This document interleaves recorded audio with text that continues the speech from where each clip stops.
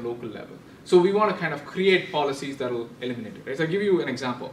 One of the most important positions in NREGA, for example, is the local field assistant, who is responsible for taking the workers to the work site, filling the muster role, and doing all the. So appointing that person is very critical. And obviously, it's a very political decision. Who gets to be the local field assistant, right? And usually, it's decided by the local power structures. It's not surprising. So bureaucrats want to solve this. So they said, well, let's come up with a software algorithm to kind of impose through the computing system of who could be that person. So the idea was, we will use last year's work data in terms of NREGA work. So the person who is supposed to be the field assistant, who could be the field assistant, should be in the top bracket and should be from a certain caste, etc. Right? And so they implemented this idea. So if you want to be a field assistant, if you don't follow this rule dictated by the system, automatically picked by the system, you can't be. In many cases, what happened was people just stonewalled. They just in many districts, you could not appoint a local field assistant because the political class said, well, we can't take this. So now there's a compromise solution where the state said, we will pick the top 3 candidates using this algorithm.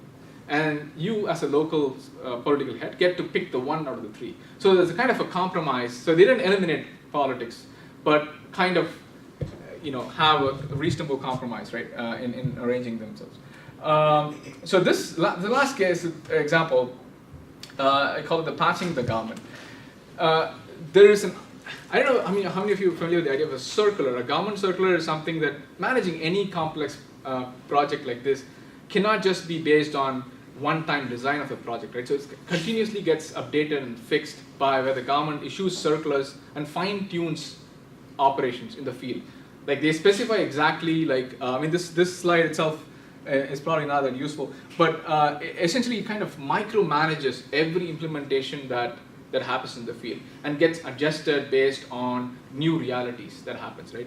And the problem is there's no way to know whether people are following the circular. The idea was, in this case, was let's eliminate paper circulars, and instead let's, since we have a computing system to control the whole thing, we will issue a patch, which is very similar to a Windows update or that you receive in your computer, right? The idea is that if there's a bug that is there, we can fix it by sending a patch. Let me walk you through an example. In NREGA, for example, one of the ways by which corruption happens is choosing work which you're not supposed to do. In the sense, like for example, canal work, which is very problematic during rainy season, because and that changes depending upon which mandal, which district you want. So there's a desire to actually try and ban a certain type of work during a particular season. So the idea is that you're supposed to not allow canal work in this district in this season because rain's coming. Once rain's coming, you can't really tell whether you did the work or not, right? So previously, what they used to do is they used to send circulars to everybody saying, well, from this circular says that canal work is banned in this district, right? But there's no way to guarantee it. Now what they do is they send a patch. They customize the software patch for that particular district, which will. So if you're a computer operator opening up works in that mandal, that work will not show up in your computer. So you cannot open up the new work, right? So the idea is that can we now programmatically control what is happening in the field by disallowing certain types of work, and then we can vary it based on season and location, right? So it's a neat idea in many ways, and if you're buying into this whole centralized control thing, and the idea is that, well, it'll improve certainty of updating rules. There's no ambiguity there. You can't say, well, I didn't know what this meant, and also the hope was to eliminate discretion at the local level. Well, let's see what happened here. So there's 3 stages through which this iteration happened. The first stage was the patch, because of connectivity issues, they use CDs to send it. So this almost mirrors the case of a paper circular, right? And there's nothing changed. People just did not install the CDs. So the ICT change didn't change anything because, yes, it's now digital, but it's a CD, and they just didn't install them. the second stage, they found out about this, and they said, well, let's wire the networks in these places, and automatically detect whether there's an internet or not. If there's an internet connection, we will download the patch automatically. Very similar to our own operating systems here, right? If you're connected, you get a Windows update. You can choose to automatically install it. Right? So that's what they did. So they said, well, let's do it. So what they did was they found out that they pulled the cables out in cases where they didn't want to install. So you found cases where you couldn't take that agency away from people, despite having an internet connection, despite having a software patch. The many cases they found that you could just pull the wire. Well, the bureaucrats, obviously the higher order bureaucrats, wanted to solve this, and the current solution is to say, well, we will eliminate any offline activity. So if you want to open up new work, if you want to assign work, we will have to force you to be connected. If you're not connected, you can't do NRG work. So that's the current solution. So as you can see, this the kind of iterations, and every step of the way there is resistance, and then there's a new change in how partial solving some problem. So in summary, I think the story that I want to make sure you take away is that at a high level, bureaucracy want to use ICT to control the last mile corruption. I mean, they tried a bunch of different things like digitizing documents and using patches and circulars, and you saw a kind of resistance to this imposition by the lower bureaucrats and politicians. And the story didn't stop there. I mean, the story is not. I'm not trying to tell a story that, well, they tried ICT and it didn't work. The story is more that in every single case, the higher level bureaucrats, when they're interested in using ICT, continuously tried to kind of change or incorporate politics into the technology itself. So it's you see this kind of iterative technology design, and you can't say, well, which one worked. And it's very hard to evaluate this project without looking at the details of how it manifested, right? So I think I'm the conclusion basically essentially is trying to say that you need to look at these projects, open up the technology both within the bureaucracy and look inside technology as well. If you want to understand what happens, you can't look at projects like this and say, does this work or not? And also kind of say that it's an active process of struggle between different layers, in this case of the bureaucracy. And politics is something that, it's always there. In this case, I saw politics being embedded inside technology by this compromise algorithm, for example. And I mean, this is something that, in the ICTD literature, if you want to look at technology in the state, don't look at it as a monolith. Look for use within, and there's no easy one-time fix and this is important because at least in the Indian context, policymakers looked at this Andhra model and they found out that corruption has reduced. People are now getting paid, and they've attributed the entire agency to the ICT, saying, well, the Andhra model has this nice way to control projects, and let's take this and then now implement other projects like cash transfer projects. My argument is that it's not that simple to actually even make these processes working. It's a continuous kind of struggle, and you can't replicate it. For example, I mean, I didn't talk about this. To even to force the bureaucrats at the lower level to actually enter data on a mobile phone is not possible in a state like Bihar, for example, not that far away. So there's not much agency. You can't just take an implementation, looking at the final result, and saying smart card worked here. Let's do smart card here. Like software patches is a good idea. Let's now do every government program using this. We have a computing algorithm to control people. Let's now use that here. It's not, the solutions will change, and I think it has to be adapted to every local situation, right? So that's the overall talk. So the talk I gave you today is just a portion of my dissertation. I mean, I could go on and on about how the social audit institution was created to kind of put the pressure from the bottom. The Andhra model is not just what I talked to you about, the top-down stuff. To be fair, they have other things going, which is this audit process, and I kind of also hinted at this idea of public meetings, where I talked about it's when you find a finding, you organize village workshops, actually have people, bureaucrats come there.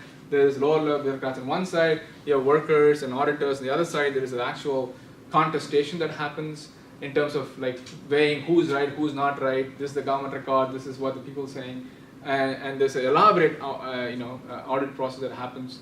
And I also, did extensive study looking at this project from the bottom up, not just from the bureaucratic level, trying to see how, this is where, the corruption itself, as somebody was telling me yesterday, which is true, itself is not a problem that is shared equally with everybody. Like workers don't look at certain things as corruption, as long as they get, stuff out of it. So it's not easy, it's not necessarily in their interest to kind of cooperate and testify to some external agency coming in and auditing, because they are saying, well, we're getting money for working less, so it's very hard to kind of get at that. They don't look at corruption in the same way. So I kind of saw, saw like details of like how corruption itself is viewed from workers who participate in it.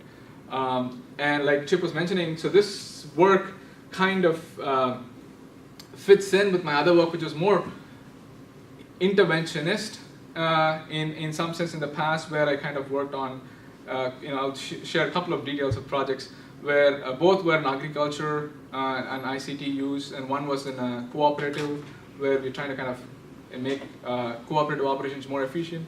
The other was an agricultural education extension work where we were using videos and break the whole expert peer model and then make it more peer-to-peer and using like simple videos to share. I mean, it's a well-funded project, and I'm happy to talk more. Finally, the post-dissertation project I'm kind of starting on already, which is in the dissertation area itself, where if you notice the work that at least the ICT use that the bureaucracy has been using in the Andhra state is all bureaucrats facing. It's all about the state seeing documents better. So instead, what we want to do is we want to kind of reverse the gaze and say that can we now work with groups, NGOs, and also some local state who are interested in it, and try and like use phones to kind of share the records that are now digitized, but then send it to workers, and so that they can be part of the process of actually building a proper sandwich, which will the pressure which will work, right? So and we're trying to kind of evaluate it both ethnographically and also doing an RCT to kind of try and measure quantitatively whether that is something that is working. And this is a joint project with Stanford and NYU. Thank you. So the last picture I just want to end with this. You see, like, this is fascinating for me. Like a person with a farmer, a worker, and person with a lap, a kind of a tablet and a paper, because there's a certain type of data he can get using the digital data, and certain things are not accessible, not digitized, and so they're using like paper to do it. So this continues to kind of persist, and I find it fascinating. And I end there. Thank you. So we have a few minutes for questions. If any of you have any questions for Raj. Rajesh, thank you for your talk. I thought you spoke in great detail about how ICT is implemented. Yeah. But I had a question about two bureaucracies which you did not mention. Yeah. So, I mean, in the first and second phase of this program, wages were disbursed through the government bureaucracy, but later there was this rule which changed and said we now route it through banks and post offices. Yeah. Have you observed any? You mean the payment side, right? I mean, yeah, the payment side. Yeah. What is your observations of those bureaucracies? Because they also have opportunities to extract payments or bribes. And is there any sort of similar technology interventions in those bureaucracies which could? No, and I mean, thanks for bringing this up. In NREG, I mean, this is I just had a chance to share a tiny bit of the implementation. The payment itself is a big deal. One of the sources of corruption is cash payments, right? So how do you solve it? There's an attempt to kind of use smart cards to try and like remove the cash and have some way of tracking it. Smart cards allow way to track it. So it's essentially an ATM card kind of thing where you can have it, but it's not an ATM machine. But it identifies you. You have a thumbprint. You have a reader. where you can press, use your thumbprint to kind of identify yourself. The idea is that, now, payments can be kind of given directly to the worker, as opposed to having some intermediary before. So that's the idea.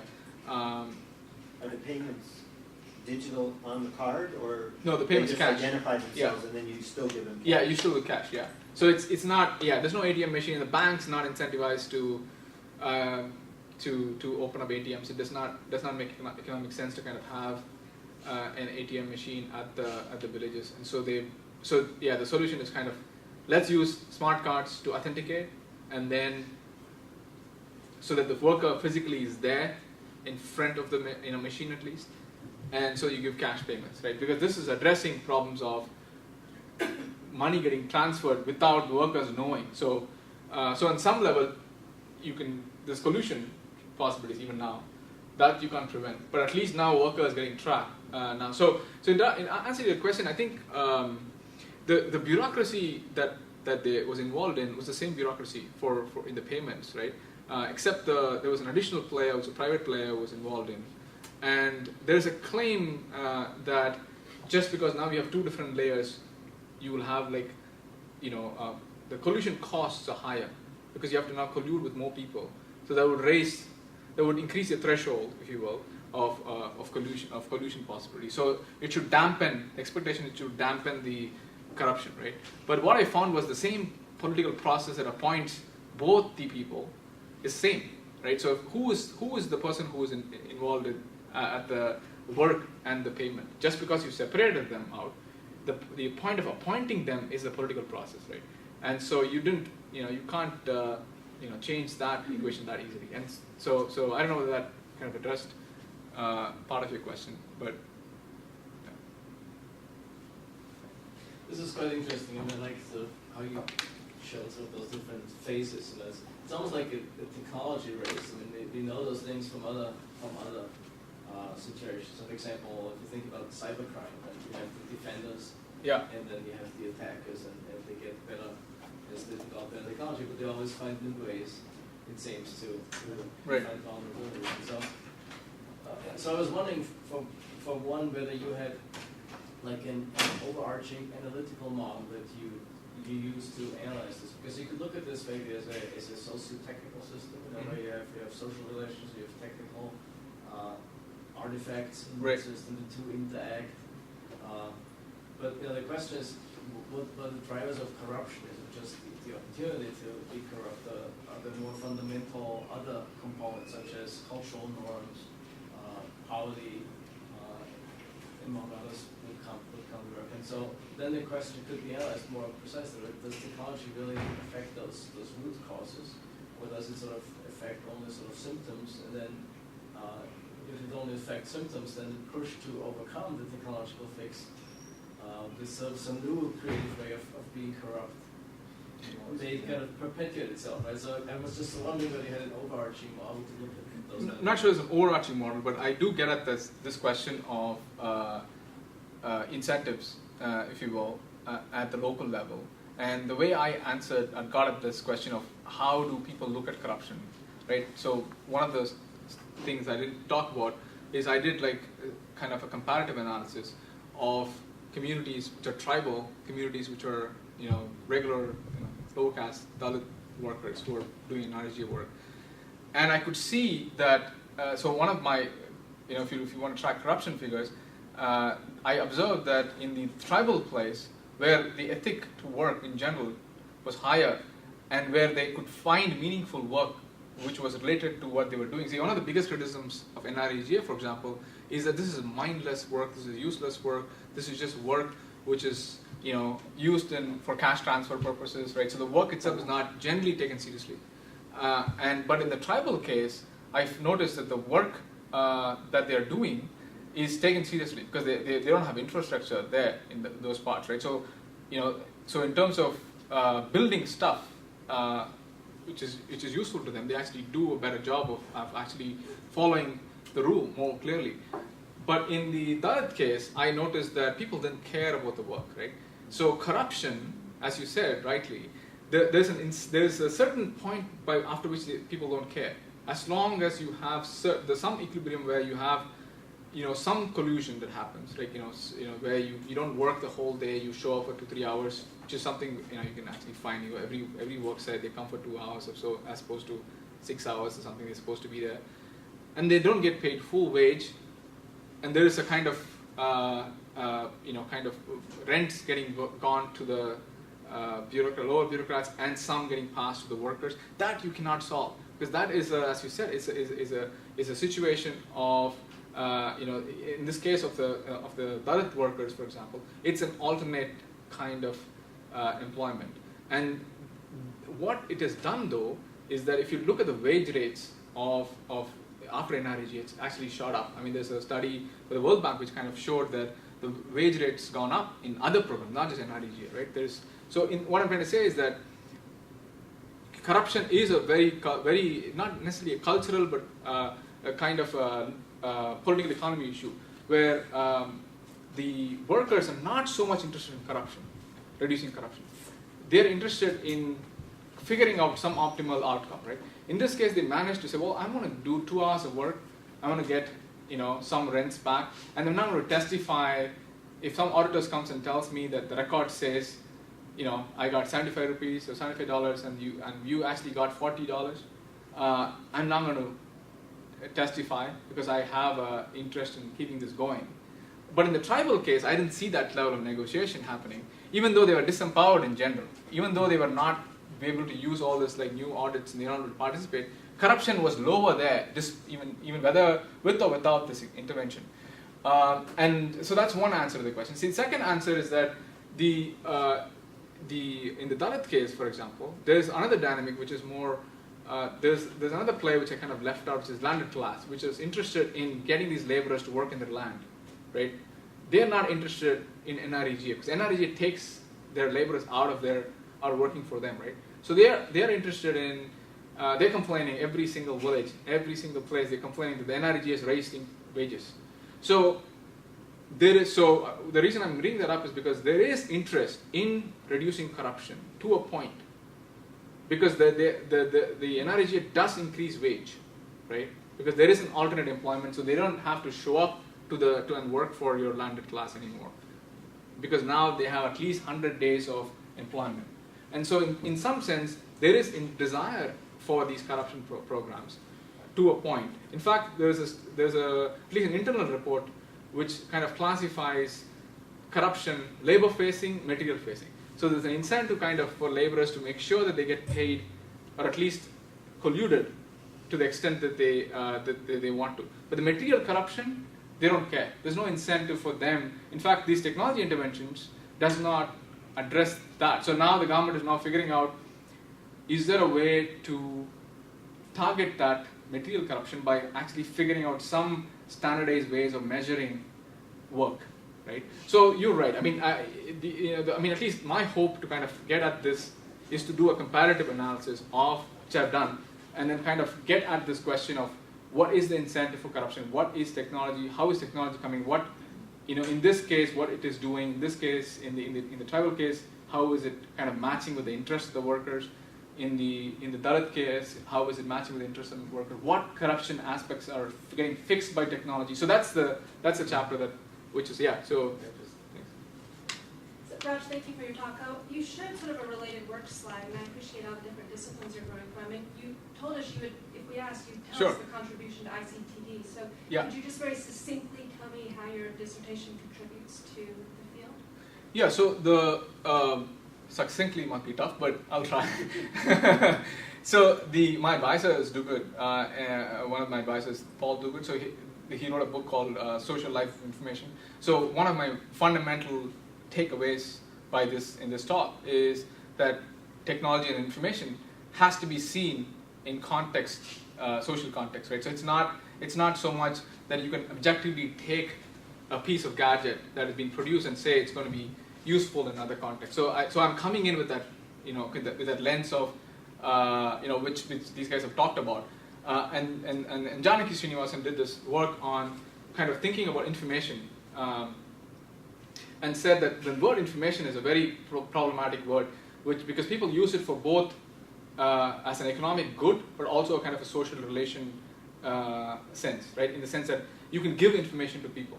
But as you notice in this case, in the corruption case, I also found that information about records is not something like that people didn't know. So it's not like if you have a project, which is in this case a project which is trying to provide information about public records to people and expecting workers to kind of try and contest that. So it's not information that they don't know. It's not that easy as like, well, now previously they didn't know the public record, now they know it.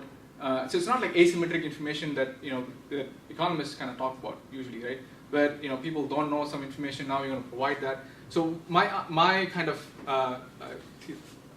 building on Janaki's work, which is to say that if you want to apply the lessons learned from this project in terms of whether the workers are actually getting information, it's not information alone. You have to look at, like, as you answered the last question, to look at like the social relations that exist. So you look at caste politics. So it's not so much the same information about public records will be seen differently based on where you're located. And so the problem of can you fix corruption by providing public information? You know what I mean? So you can get at looking at information in a different sense. So I kind of leverage her work to kind of go beyond economistic kind of looking at information. And then finally, Kentaro's work, I think I use pretty much as is, which is the idea of what did this technology do here?